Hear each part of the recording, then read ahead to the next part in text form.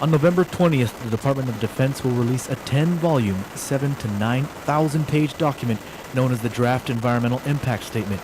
After meeting with Joint Guam Program Office officials yesterday, some senators today expressed their concerns over this.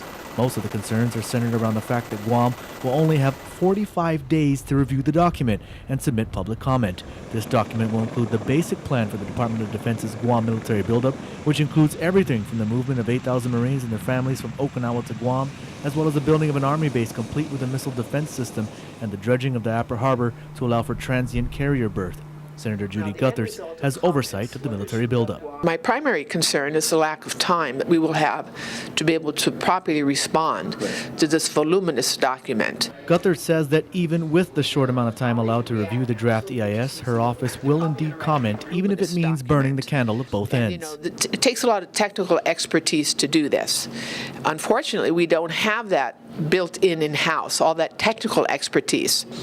But regardless of that, I personally have made a commitment that I will respond to this report. I don't care if I have to stay up 24 hours a day. According to Gunther's, DOD is planning on tapping into GPA's transmission system, but they also plan on developing their own power generation system as well as their own water system, which means that they'll have to dig up their own wells on Andersen Air Force Base. Senator Matt Rector says this is a very scary scenario. So that means they're going to go into our aquifer and take our water. First concern, right? Nobody knows what the tipping point is for our aquifer.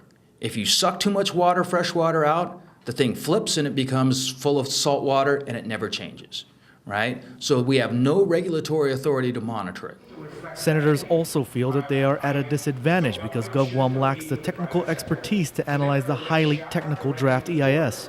Senator Judy Gunther hopes that the governor will be up to the task. I'm putting a lot of faith in the governor because he claims that he has contracted out a company to do the evaluation for his office on the draft EIS. I don't know who this company is. All I know is their name is Matrix. I'd like to know more about this company to see what their capacity is to do this work. Senator Matt Rector is also concerned about GovGuam's ability to intelligently digest such a complex document.